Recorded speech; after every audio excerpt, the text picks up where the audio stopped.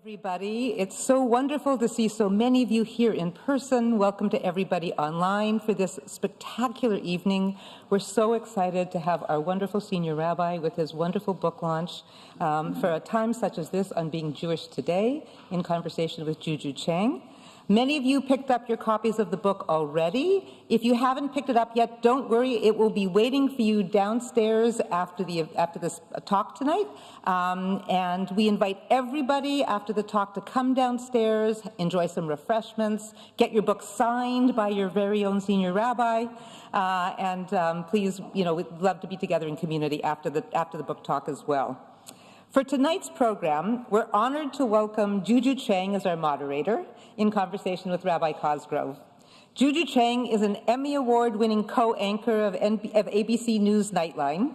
She also reports regularly for Good Morning America and 2020.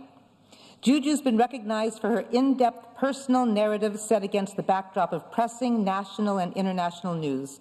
From mass shootings to the opioid epidemic, Chang is a veteran journalist with a wide-ranging body of work. She reported on the recent rise of hate crimes toward the Asian American and Pacific Islander community as anchor of the ABC News Live special, Stop the Hate, the rise in violence against Asian Americans, and the 2020 special, Murder in Atlanta, following the Atlanta mass shootings. Born in Seoul, Korea, and raised in Northern California, Juju graduated with honors from Stanford University. A former news anchor for Good Morning America, she joined ABC News just after college.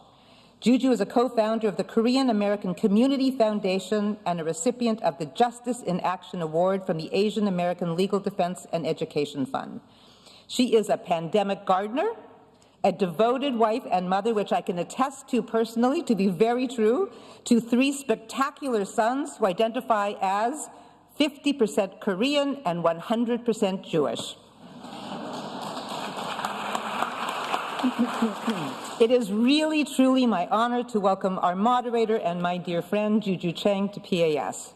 And now I'd like to turn it over to our wonderful chairman, Mark First, who makes so many things happen here at Park Avenue Synagogue.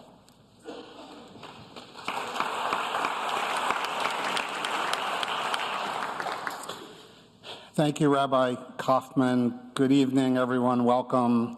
It is great to see everyone here tonight for this very special event, for this very special community event. So the holidays are coming up, and one of them is not Passover. I know you're impressed that I know that, but we do have to ask the question, why is this night different than all of the many other book discussions that we have had from this very bima? For starters, the tables are turned, and the questioner is now the interviewee. Juju, do not go easy on him. And most importantly, the author is our own esteemed rabbi, thought leader, and visionary, Rabbi Elliot Cosgrove.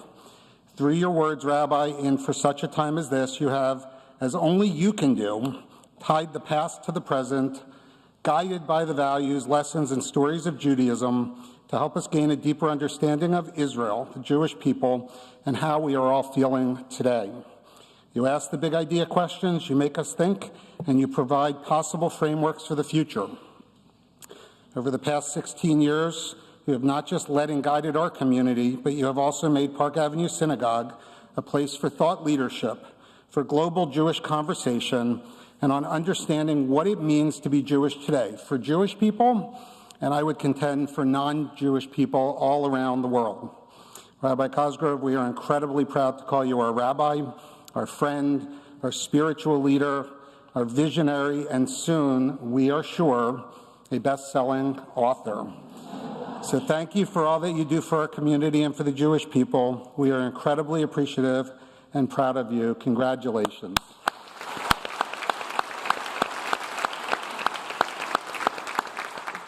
And I would now like to turn over the microphone to our other rabbi, spiritual leader, friend, and Rabbi Cosgrove's partner in thought leadership here at Park Avenue and in so much more, our own Rabbi Zuckerman.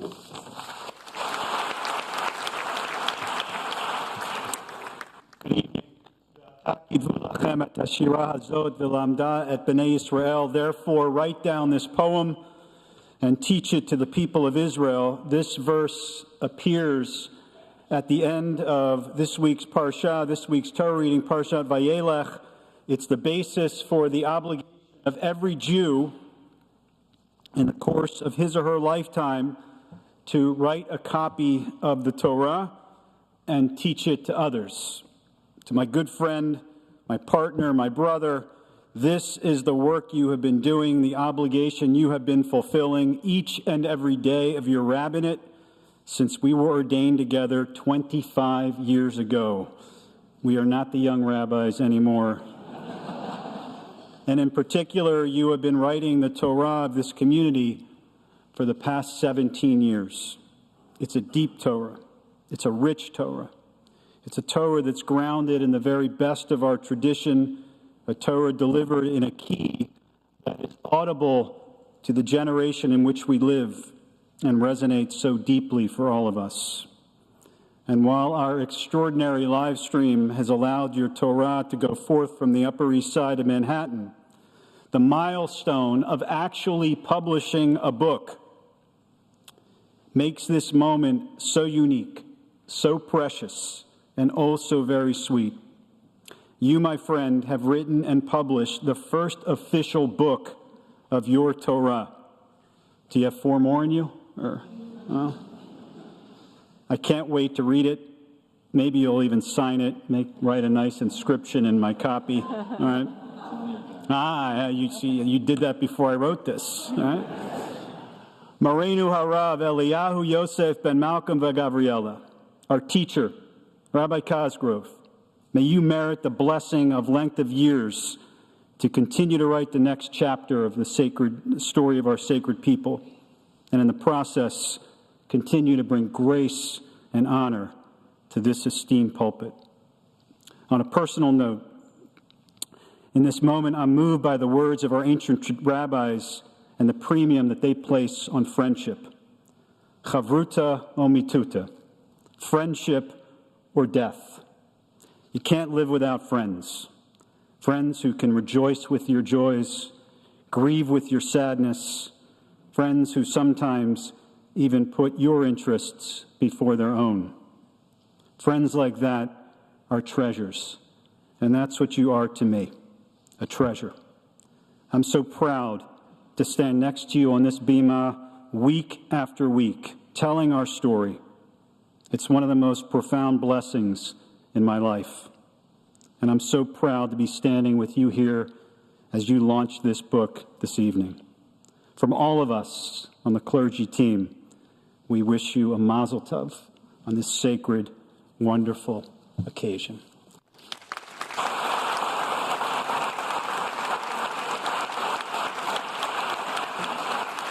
I invite everyone to rise in body or spirit for the anthems.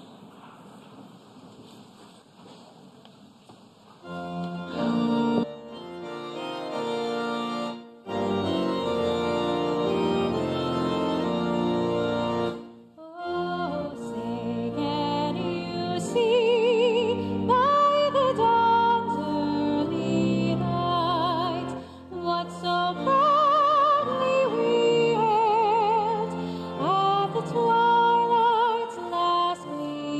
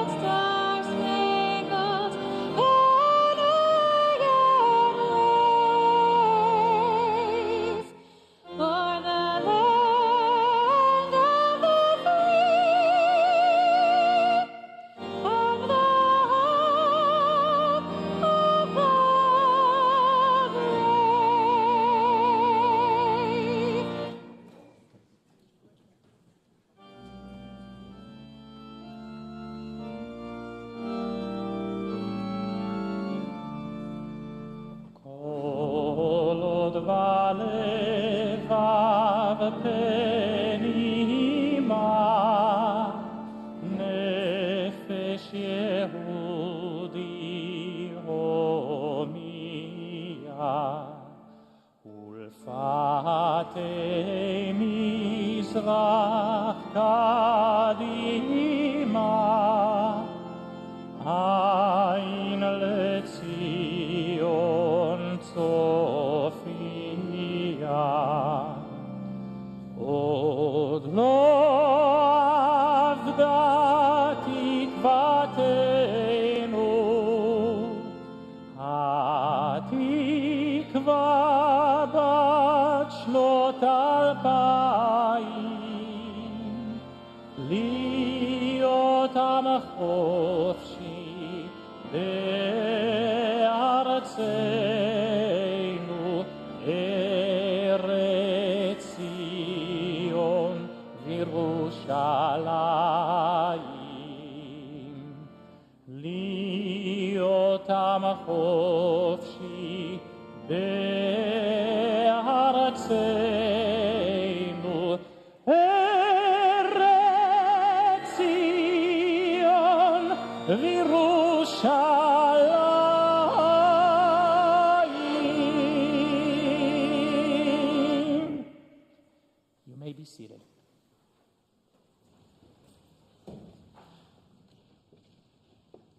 Well, good evening, everyone. I'm so thrilled and genuinely honored to be here, to be in conversation with your esteemed rabbi.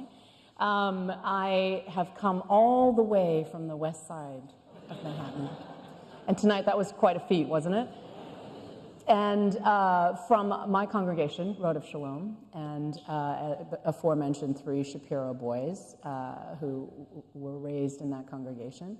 I've read the book. I'm a huge fan of the book. I've been evangelical about others reading the book. And I will tell you, the reviews are already in. Kirkus Reviews, which I'm sure you all keep tabs on, referred to it as a searching, soulful reading for exceedingly difficult times, which I think is precisely why you're all here tonight, to really receive some wisdom from your rabbi and to really talk through what he's been thinking about for the last 9 months. It's a moderate, carefully reasoned guide. I feel like we're all here to get our moral compasses tuned. But I wanted to start just with the title of the book, which you say in the book is a big biblical reference to the conversation Esther has with Mordecai. For such a time as this, in many ways for you, it's a call to action. Yes, it is. And thank you for being here, Juju Chang from the West Side and ABC fame, and just a mensch through and through. We're honored to welcome. I'm so used to being on this side of the conversation, but I also just want to, I'm going to get to your question. I want to thank all of the gracious words, the cantors' voices, the anthems, to our chairman, to Lizzie, who our president, who's going to conclude the program, to Rabbi Kaufman, to Rabbi Zuckerman. What people need to understand, and I'm jumping ahead, I'm like giddy right now, is that none of this happens without an extraordinary lay leadership and extraordinary professional leadership. The fact that I still have my job, having written this book, is a reflection of all of them. So thank you so much.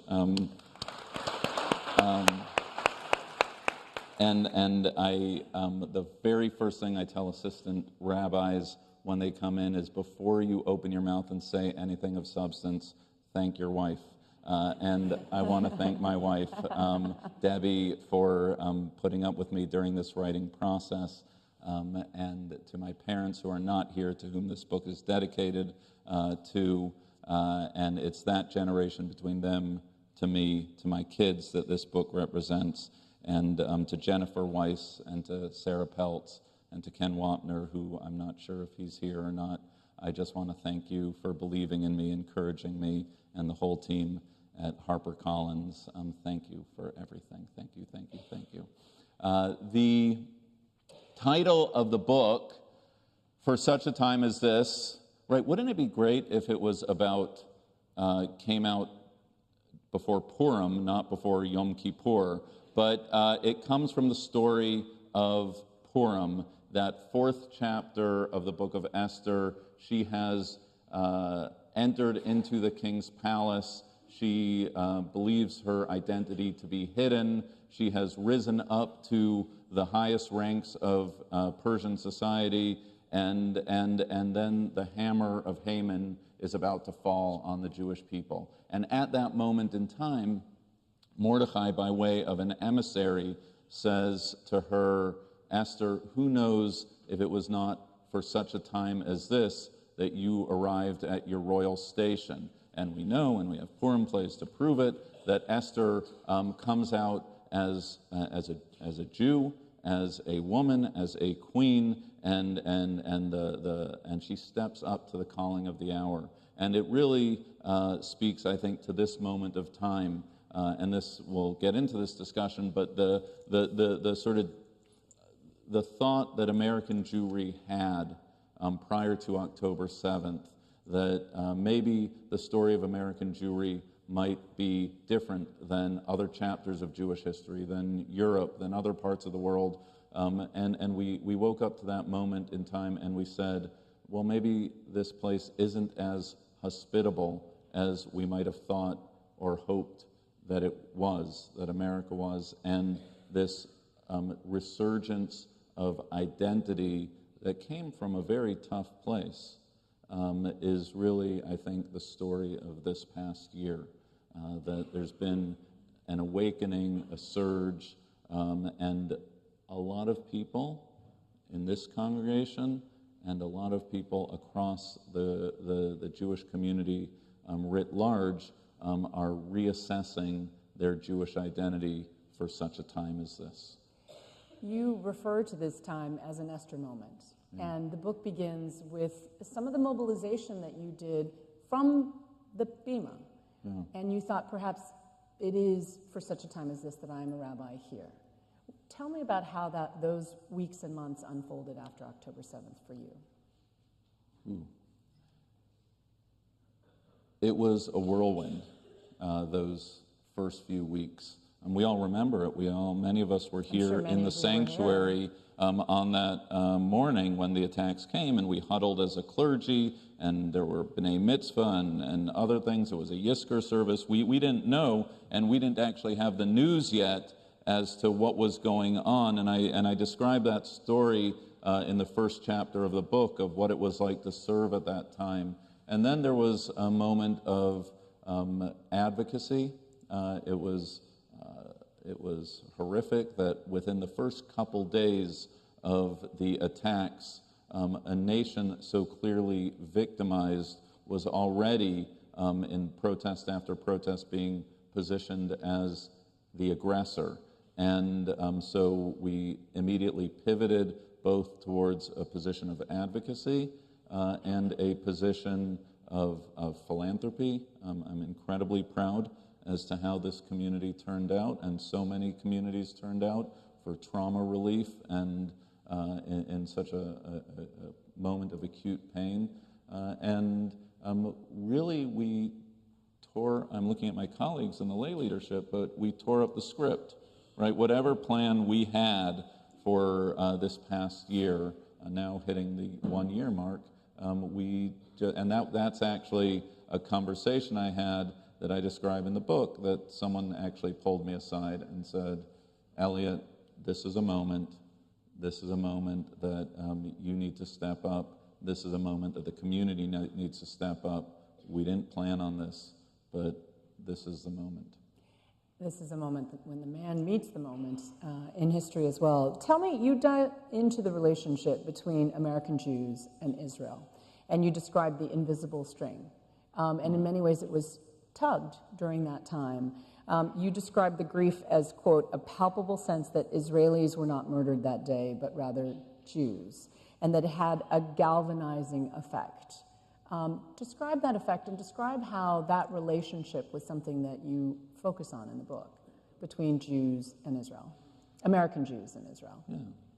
Well, the first couple chapters of the book precede October 7th in the sense that they're laying a groundwork of hyphenated identities of American Jews or Jewish and American, Americans and Jews, as well as the fact that our Jewish identity is expressed in multiple ways: Sabbath, kashrut, mitzvot, b'nai mitzvah, all the things we do as Jews, but also with a connection to Israel. Just think about the choreography about how our evening began. Here we are in a synagogue. We sang the American anthem. We sang the Israeli anthem, right? If you were to deconstruct what just happened here, or what happens on any given Shabbat morning in our sanctuary, for this community, and for as long as I'm the rabbi of this community, support for the state of Israel is a constituent part of what it means to be Jewish. We didn't choose to be born into the time that a state of Israel exists, but we were, and I'm not saying that you have to be on the political left or political right. I'm just saying to be a Jew today is to incorporate a connection to Israel into your Jewish existence, and I stand by that. And so when the attacks happened and we realized that this invisible string, that's the name of the chapter, we were traumatized. We were felt that those attacks, their brutality, the crimes were not just against Israelis, but they were against Jews, and they were crimes against humanity, and the rape and the darkness of that hour. And we ourselves, I think, it was a physical attack, but it was also, and I think it was intended to be a psychic attack on the Jewish soul. So much of what I enjoyed about the book is its grounding in biblical scholarship. And one of the areas that you cite is a distinction between Exodus Jews and Genesis Jews. You cite your friend Rabbi Daniel Hartman, right? And you refer to it sort of as the push and pull of Jewish identity. But what do you mean by that? So, Daniel Hartman, you might have noticed I wasn't around in July. Did anyone notice? I was studying at a place called the Hartman Institute, the head of which is Rabbi Daniel Hartman, and he came up with a construct called Genesis Jews and Exodus Jews, and I take it in a different direction than he did, but it's a useful heuristic to frame Jewish identity. When we read the book of Genesis, chapter 12, and God calls out to Abraham, Lech lecha, go forth, and you shall be a blessing. It is a positive framing of Jewish identity, that we should be proud of who we are. We have what to give to this world, that is what I say is a Genesis Jew. An Exodus Jew, in the very first verses of the book of Exodus, the Pharaoh arises and says, there's a people different from us. We have to fear them. We have to oppress them, enslave them. They're a threat, a fifth column to who we are. So that is an identity not framed by the positive, but that's framed by the other assigning you an identity and persecuting you. And I framed October 7th that you may or may not have defined yourself prior to October 7th as a Genesis Jew. But when October 7th happened, we all became Exodus Jews.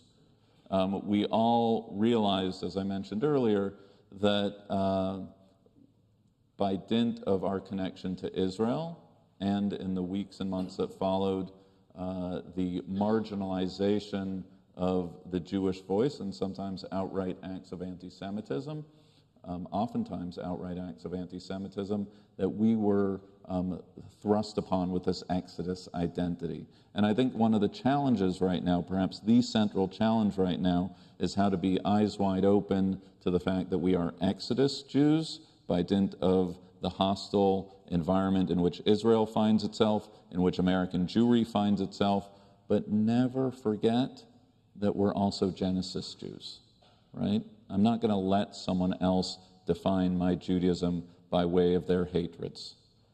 It was good to be a Jew on October 6th. It's still awesome to be a Jew today, and that's a victory I'm not willing to grant them.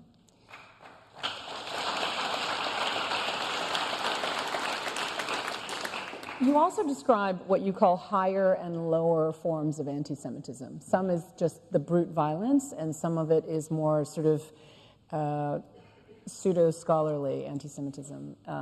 So my question to you is, I'm asking you to share because the story was so moving for me. You talked about how American Jews aren't used to sort of physical attacks, and yet when your young cousins were growing up in Europe, they were on the way to yeshiva, and they were met with brutal anti-Semitism. Yeah. So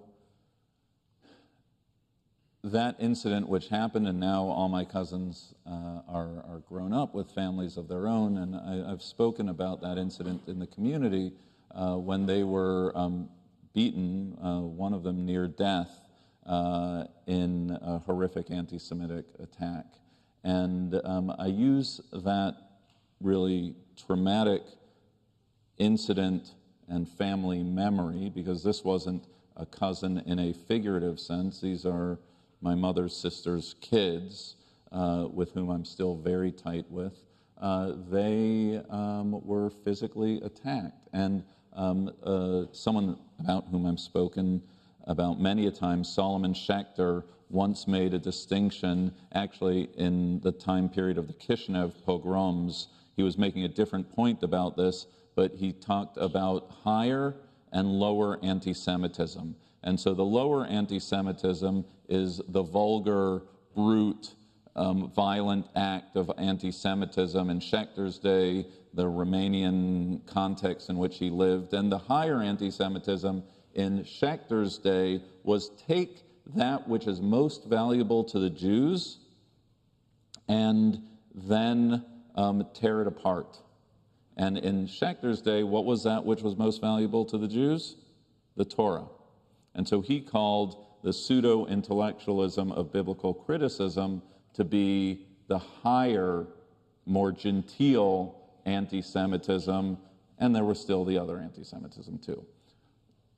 In this period of time, sacred as the Torah scrolls still are, if you were to take what is the most sacred identifying mark of Jewish identity, for many of us, it's our attachment to Israel. And so if you want to undercut Jewish identity, you undercut the claim of the Jewish people to a sovereign land of their own. And it happens by way of academic discourse. It happens by way of disinviting Israeli films from the Venice Film Festival. It happens by way of campus life where Hillels, because they're Jewish organizations who support the state of Israel, are not invited into certain conversations. It happens in many, many different ways under the guise of this polite society conversation, a progressive conversation, intersectionality and otherwise. But make no mistake that the slide from the higher anti-Semitism to the lower anti-Semitism can happen quickly, imperceptibly, and with devastating consequences.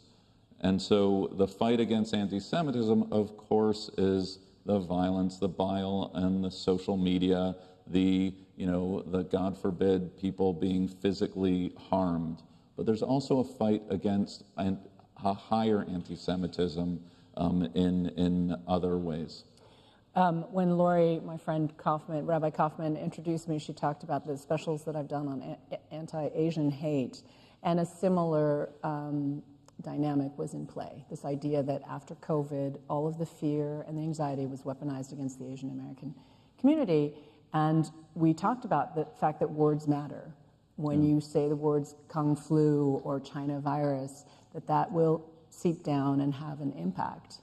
And we saw, in fact, a huge spike on the ground as well. And it comes from both sides, right? And it has to be called out. It has to be called out on the left, has to be called out on the right, and it happens in subtle and pernicious ways. But as I say, it never ends there. It always leads to something, and that's why it needs to be called out. You said that you inadvertently sort of have this book as a toolbox for people to be able to conduct conversations across differences. That's something that is of vital importance to people like Richard Haas and others who are trying to find spaces where we can have dialogue. You bring out different points in the book.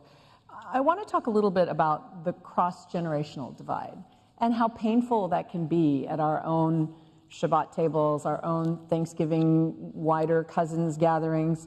And you call it the Maya generation because there was a young woman who challenged you, a young woman to whom you were very close. And she asked you why you have an Israeli flag on the pulpit, why you insist on having the anthem and the prayer for the state of Israel. She, in my book, I had it underlined, but I had to borrow one from yours. You can have another. Yeah, thank you. She says, Rabbi, I think the national flags are political statements and that Zionism is a political ideology. And she took issue. She referred to herself as an anti-Zionist Jew. How do you have conversations intergenerationally? And what is the roadmap in your book to having those conversations?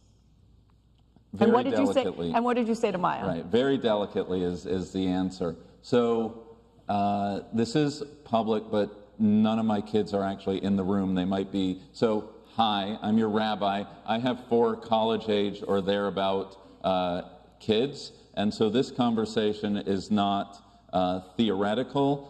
This conversation is a lived conversation, if not with my own children, with the Mayas of the world who I joke share their brains with my children. And they, and this conversation, a form of it actually did happen.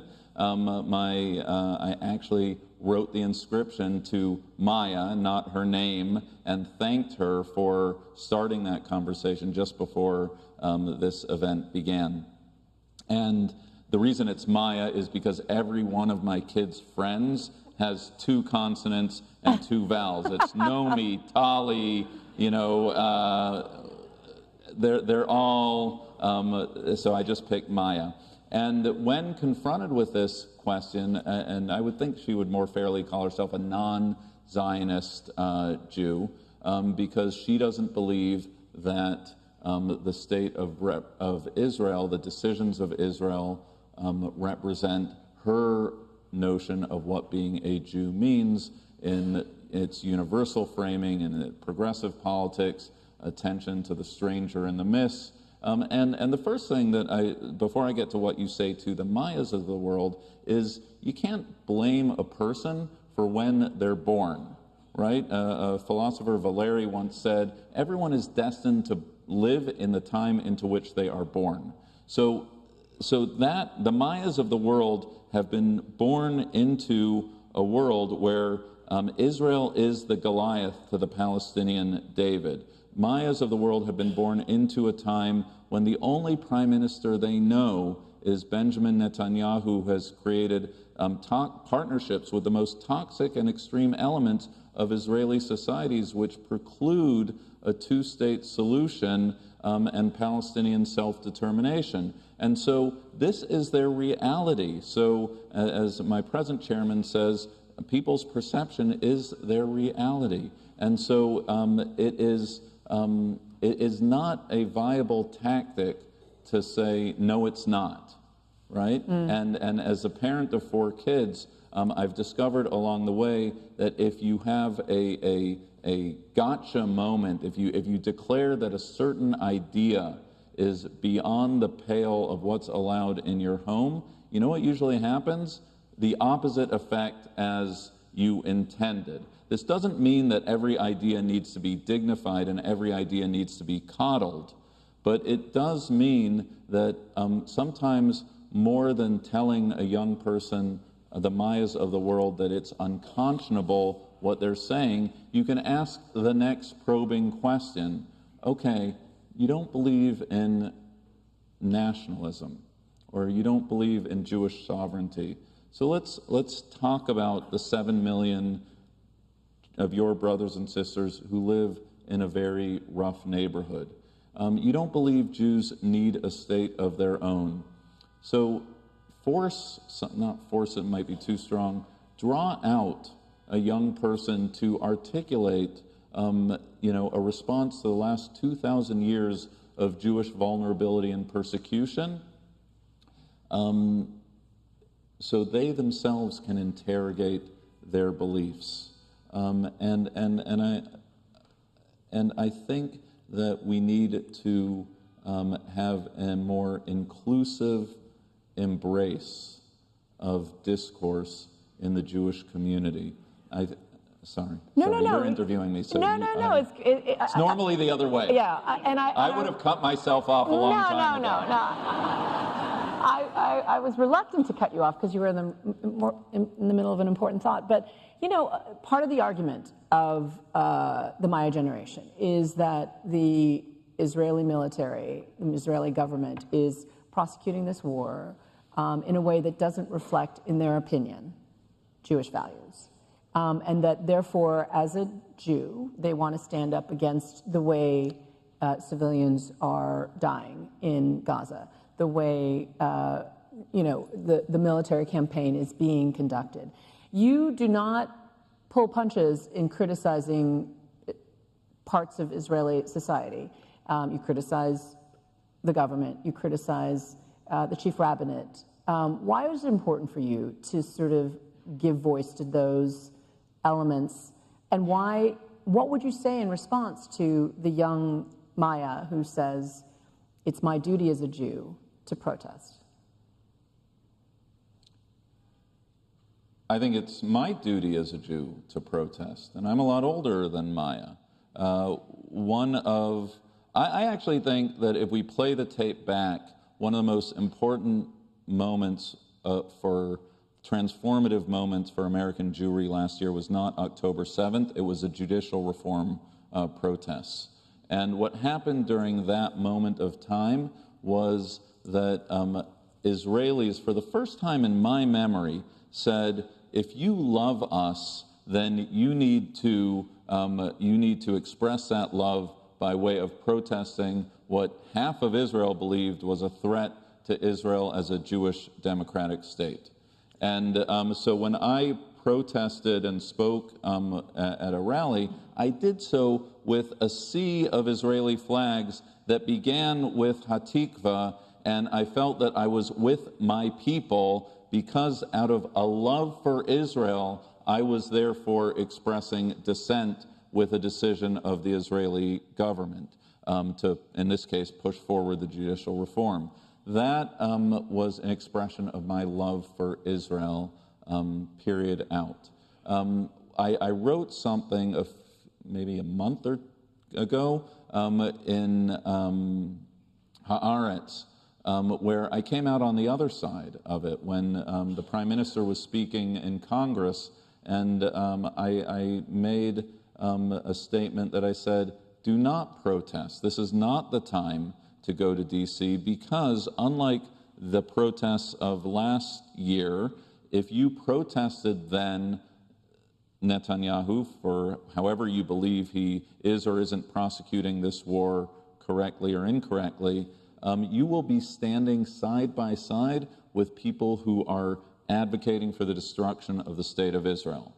And I think that's a fundamental difference. So to the Mayas of the world, I just think we need to think. We need to be judicious about how we express our dissent. And I think one of the tragedies of this moment in social media and slogans and campus life is that people aren't actually saying, when I stand with a group of people calling for a global intifada or from the river to the sea, what's actually being said there? And do I want anything to do with that? I think that there is a way to voice dissent, and I think it has to be textured and always done out of a love for Israel. Another one of your chapters is about baseless hatred, and I apologize in advance, of Sinat Hinam? Yes, baseless. The Hebrew, and this idea of hardening your heart and not being able to have that dialogue, and obviously that kind of hateful rhetoric really is unproductive. But I want to land that in the context of the current political occurrence, and the fact that we're in an incredibly consequential election cycle. Tell me about what you write in the book and what you're thinking as we near November. I got myself in a little pickle this past weekend for taking a stand, which, just to be clear, you got to call out anti-Semitism, whether it's from the left or whether it's from the right, and that's what I did. I'll send you the sermon. So I believe that there are fair discussions for people to have. I'm not a policy wonk. There's a policy wonk in the second row right now. I don't actually, but I think you can actually sit there at your dinner table and actually ask the question of whether one administration would be better for Israel and for the Jews than another administration. And you can talk about, and one side could talk about the president sending aircraft carriers and billions of dollars and making a wartime visit, and the other side could say that it's that political party that turned on the spigot of billions of dollars, which have subsequently caused Hamas and Hezbollah to rearm. I mean, I could play both sides back and forth in my head, and I think that people should be able to have those conversations. What troubles me is that those conversations, when they're interwoven with the politics of fear, when they are not about ideas but about people being called enemies of the people, self-hating Zionists, or colonialist aggressors, they stop being policy dialogues, which I think are fair game, and they start becoming ad hominem attacks on people's personhood. Another sort of very personal story you tell is when you were studying in Israel in the weeks and months before Rabin's assassination. And you talk about the sort of rhetoric, the heated rhetoric that led to that. Yeah. So that was right, Rabbi? We were in our second year of rabbinical school, and we were studying away Talmud every single day. And it was a Saturday night. I'm going to check the historical record for that later. And that was a horrific moment that we really, it was a moment full of hope, right? And it was a moment that the prospect of some sort of rapprochement was you could smell it in the air. And then an assassin, an unrepentant assassin, took Rabin's life and potentially, I'll let the historians decide this, but changed history at that moment. And a terrible trauma that began with words and ended with violence. And I think that one of the crises that we're in right now, globally, but certainly in our country and in Israel, is that there's no check on that rhetoric. And the words devolve into policies sometimes and devolve into unchecked violence. There's no de-escalation in sight. You also talk about, I mean, I want to talk about, you break the book into three parts, the third part being how to move forward. What is the path forward? And you talk about the golden calf moment and the idea of broken tablets and whole tablets. Yeah.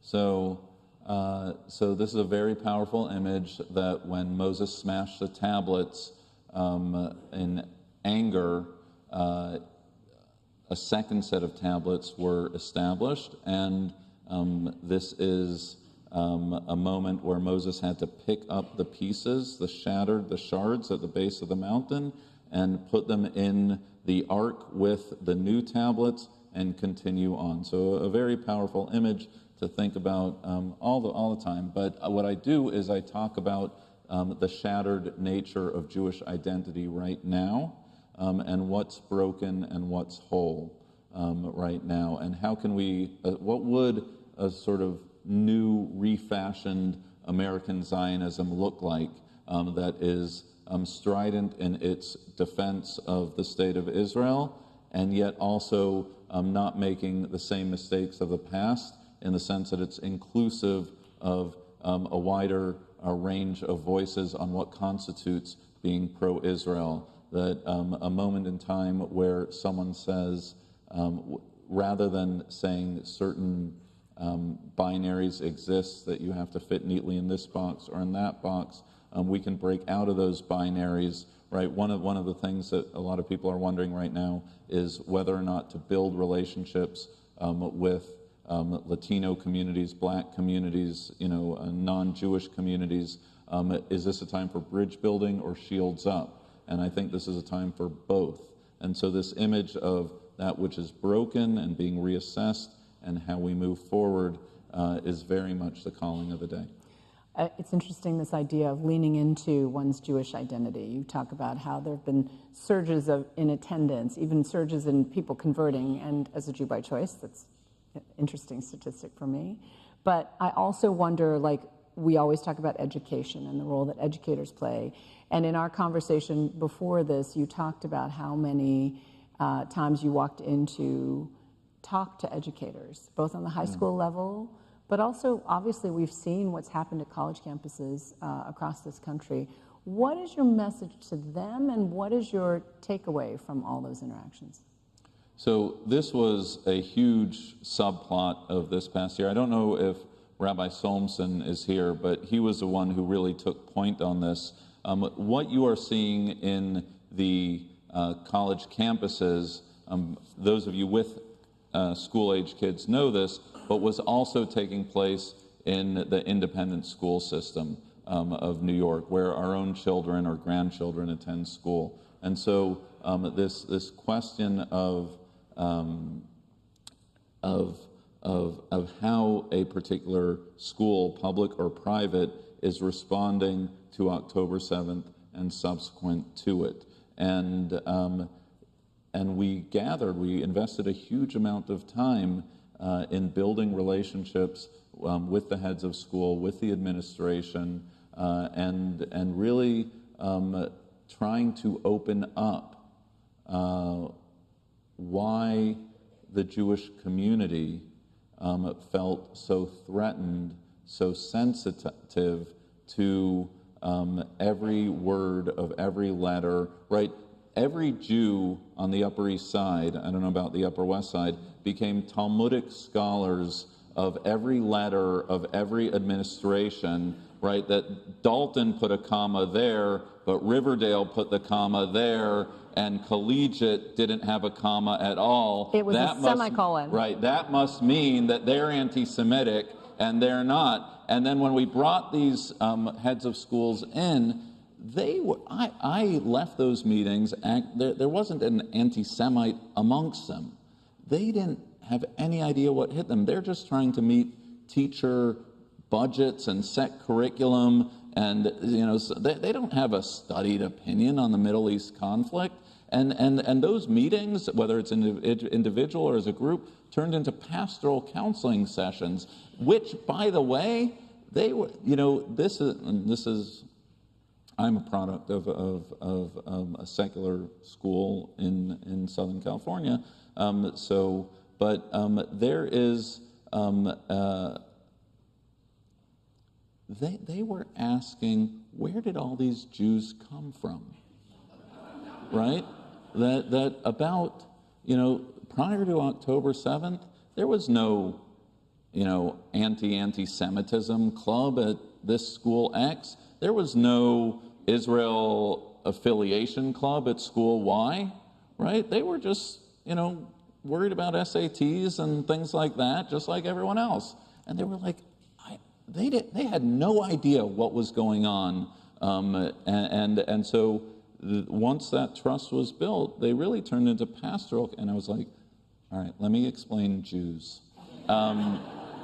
And let me explain why we felt that our Jewishness was threatened and why that letter that said there are two sides to everything rang so hollow to you, right? And so you actually had to educate at that very moment. And actually, just to plug, if you're watching this, I think this book would be a great book, not just for Jews, but for Jewish adjacent, Jewish curious people. Like, It could be Jews for Dummies. right, I mean, Jews for yeah. Dummies, yes.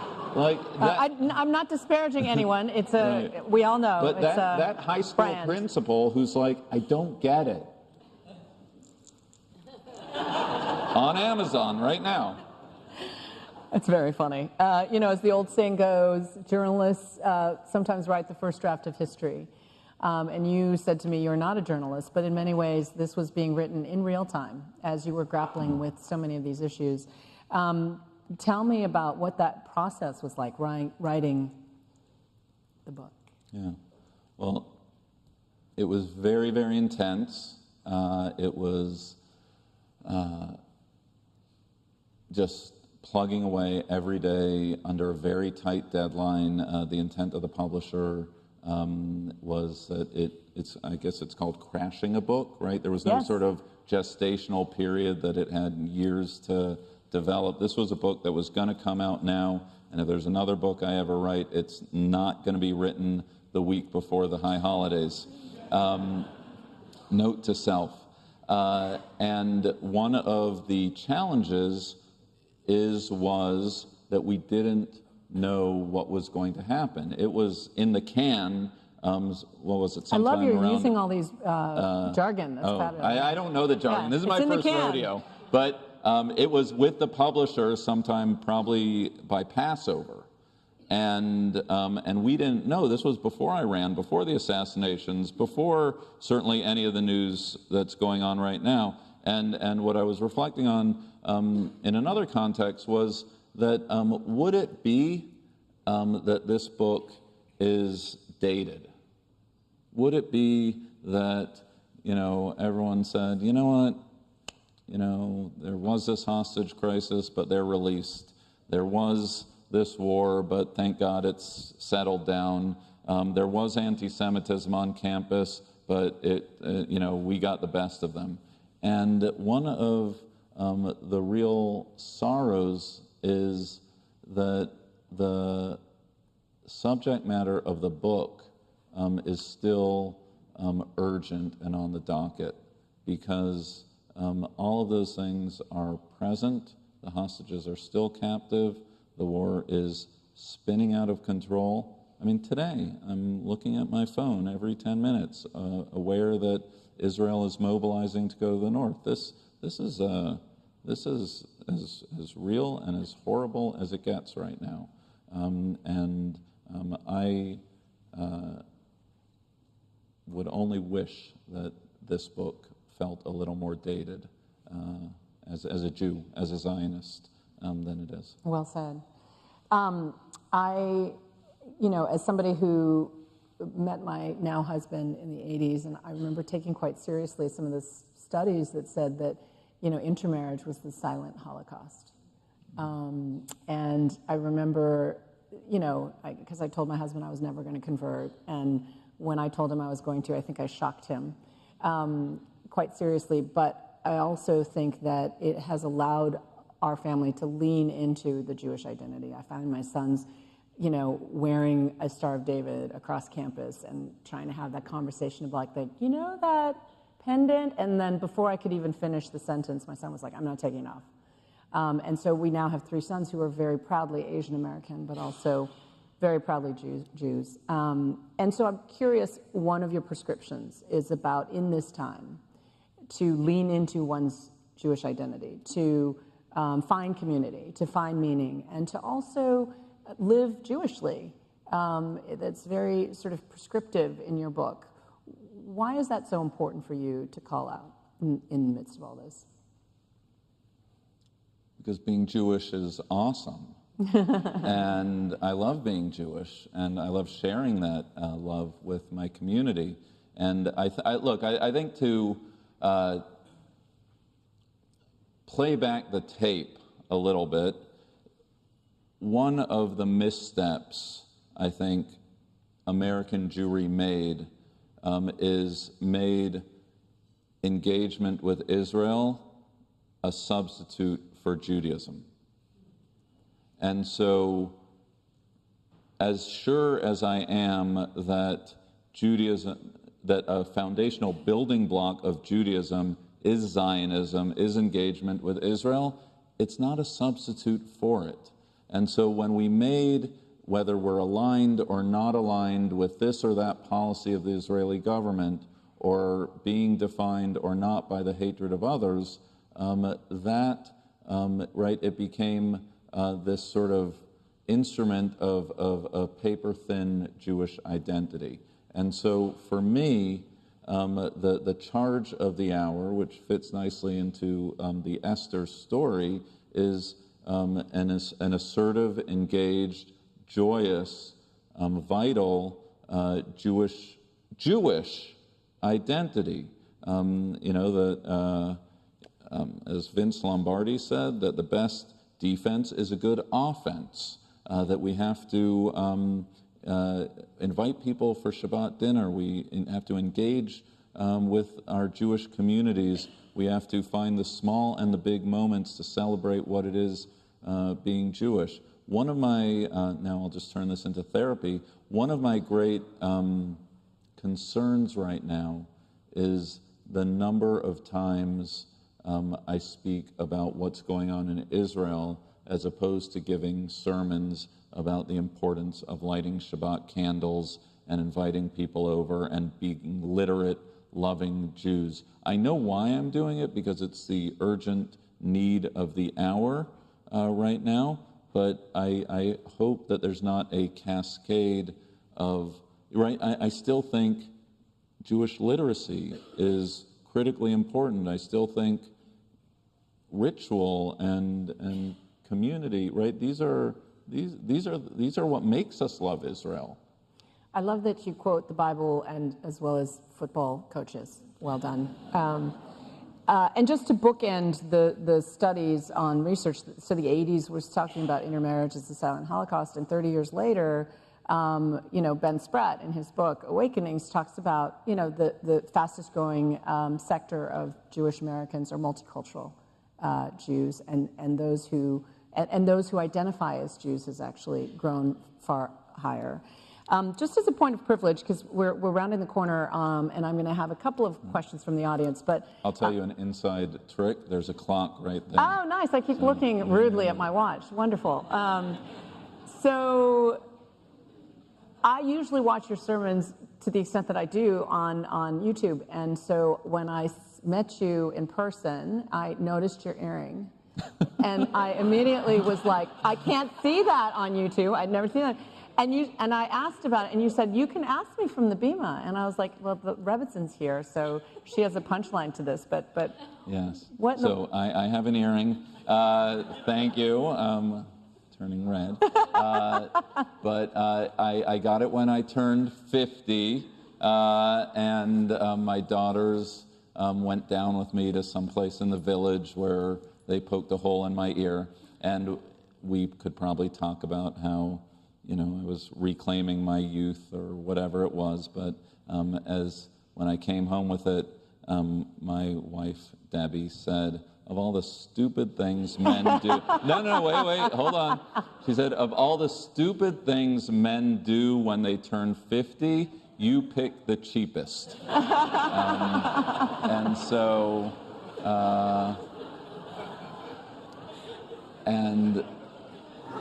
So there you go. It actually was reassuring to me, because when I saw it, I was like, oh, I was so intimidated by you, but now you're like human. It's okay. I would love to call upon the esteemed president, because I do think I would love a couple of questions from the audience, if possible, if we have time. And I know that Lizzie Marcus has a couple ready, right? Madam President, I love saying that.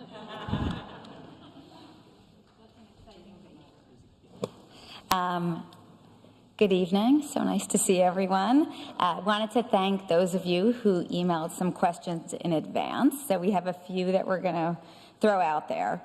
The first, how has the reaction, or in many cases, the non-reaction of those we considered friends affected your long-term expectation about the future position of the Jewish community in America and internationally?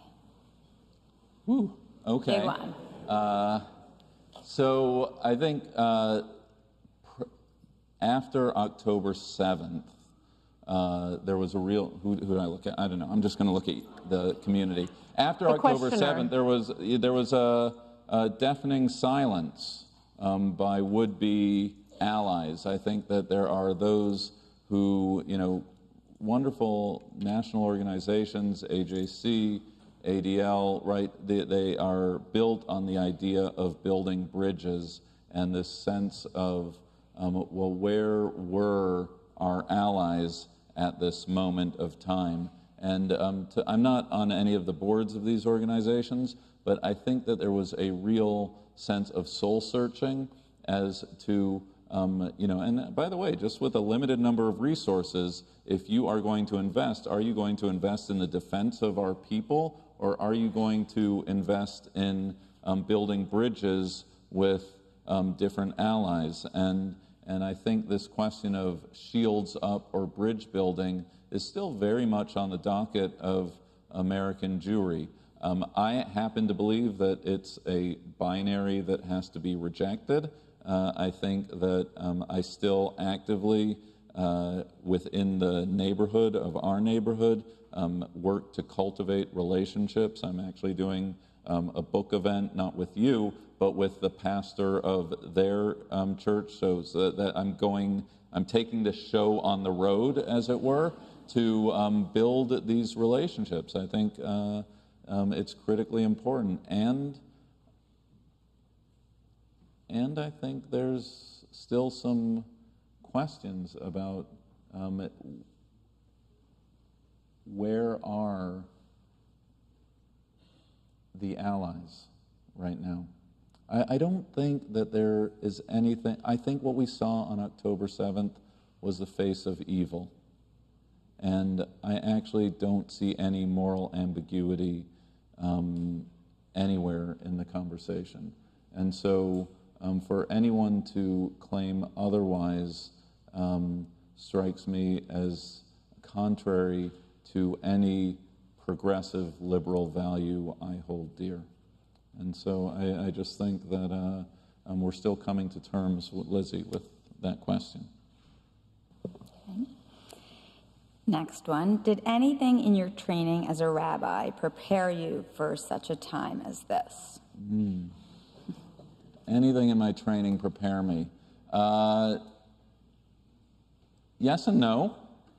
I think that every rabbi became a community organizer and de facto representative of the state of Israel on October 7th.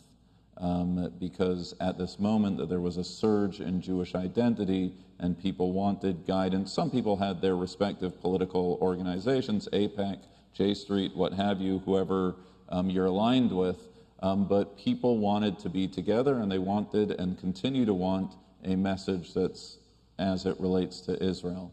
And so that is something that I wear very easily, because as you might have noticed in the last 17 years, for me to talk about Israel comes very naturally to me. It's who I am as a Jew. I am very curious and a little concerned as to what's going to happen in the future. Because if you are a 21-year-old graduate of college thinking about possibly a career in the Jewish community, maybe being a rabbi, right now, is this the best of times or the worst of times to consider that career path? If being a rabbi is to serve a searching community, connecting with tradition, then I think it's the best job in the world. But if your job as a rabbi is to defend every news cycle against anti-Zionists and anti-Semites, then I'd rather work at Deloitte. So I think these are, so I don't know how it's going to play out long term.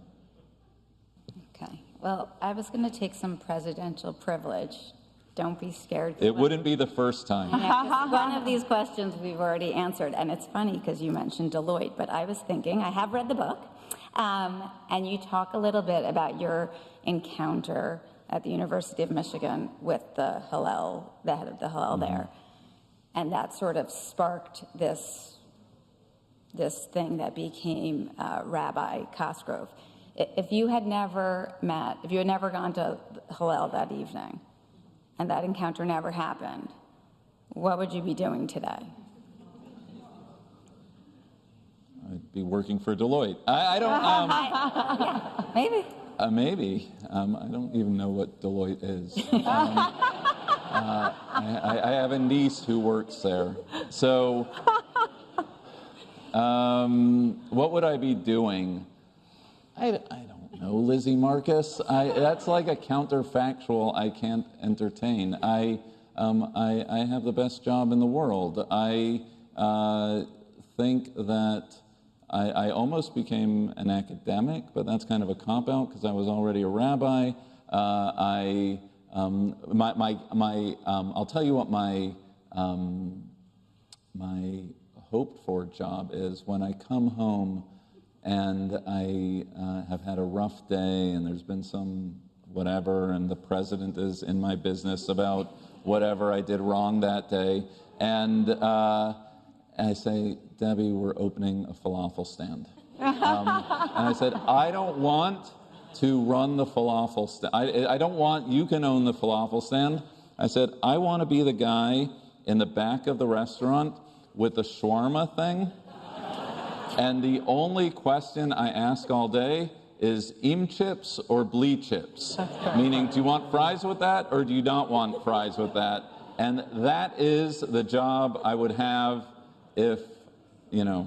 But just to stay in that vignette for a second, because not in the falafel vignette, but in the University of Michigan vignette, you were a 21-year-old on your way to squirming out of the Hillel after paying a shiva call. You were looking for some, beer keg, something. You paint that picture, though, because you use an example about how one person can make a difference. And how did that encounter unfold? Correct. So it's a story I actually told. If you have the sermon books, at the very first interview sermon that I gave, which was the incident. I'll try to say this very quickly. I come from a strong Jewish background, but Judaism was something that I did when I was at home. It wasn't something that I took to campus with me. And so in my junior year, at the beginning of the year, I was a receiver of a phone call from my dad that Mr. Gendon, an elderly gentleman who was always in synagogue next to us, always came over for Passover, Shabbat dinners. The closest I had to a living grandfather had passed away. I went into, I didn't know what to do, but I had to do something, so I went to the Hillel on campus, which I had never been into. I'd only been to the high holiday services at the Michigan Union, and I called up one of my Jewishy friends as to how to get into the Hillel. He was like, "You're an idiot. It's a big building on the street. You pass it every day." And so I went in. I went to say Kaddish, and I was zipping out because I wanted nothing to do with any of the people in the room. And a man who subsequently was, I discovered, the Hillel director of University of Michigan, Michael Brooks, boxed me out and blocked me from reaching the door. And I tried and didn't. And then he said, "Hi, I noticed you've never been here before." And I'm thinking he has an astute sense of the obvious. I didn't know this building existed until an hour ago. And he says, "Well, I'd like to invite you to Shabbat dinner." And I said to him, I lied because I said, I figured he didn't want to hear about dollar pitcher night at Rick's and which is where I was going. And he said, I said, I do have Shabbat plans. And he said, well, do you have Shabbat plans next Friday night? And I was caught, and I said, no. And he said, good. So you'll come over for dinner on Friday night. And I went, and then I joined the Jewish Student Journal, and then I was on the Hillel Governing Board, and now I'm your rabbi today. So what's the take home of that message? There are lots of take home of that message, but of that story. But for me, it's this business is a retail business, right? This business is oseh nefashot. It's one soul at a time. It's the ability to look around the room and see someone who's new, see someone who's uncomfortable, doesn't know their way around, and just inviting that person in to community. That's what being a rabbi, and not just a rabbi, that's what being a member of a vibrant community is all about. And so for me, that's, I don't know if I'd say it's my founding narrative, but it's your origin story. it's my, it has shaped how I see what it means to be a rabbi. Every superhero needs an origin story. So. Well, I think with that, just wanted to thank you, Juju Chang, for joining us tonight for this program.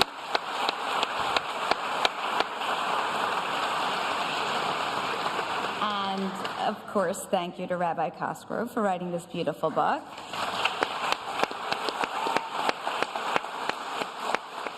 Many of us had been eagerly awaiting this release, and I must say it is well worth the wait. We're thrilled to celebrate this accomplishment with you tonight. I thank all of you who are in this room for being here, and also all of you who are watching online. As a reminder, a little bit of logistics, all are welcome downstairs for refreshments and a book signing following the program, which will just be in a few minutes. And I'm now going to turn it over to our incomparable cantors, Cantor Schwartz and Cantor Davis, to lead us in a Shehecheyanu to mark this momentous occasion. Please rise if you're able. Oh my goodness, you were fantastic.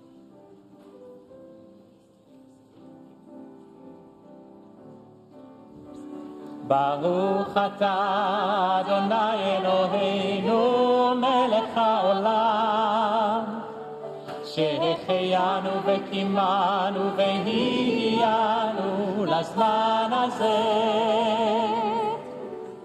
ברוך אתה אדוני אלוהינו מלך העולם שהחיינו וקיימנו והגיענו לזמן הזה.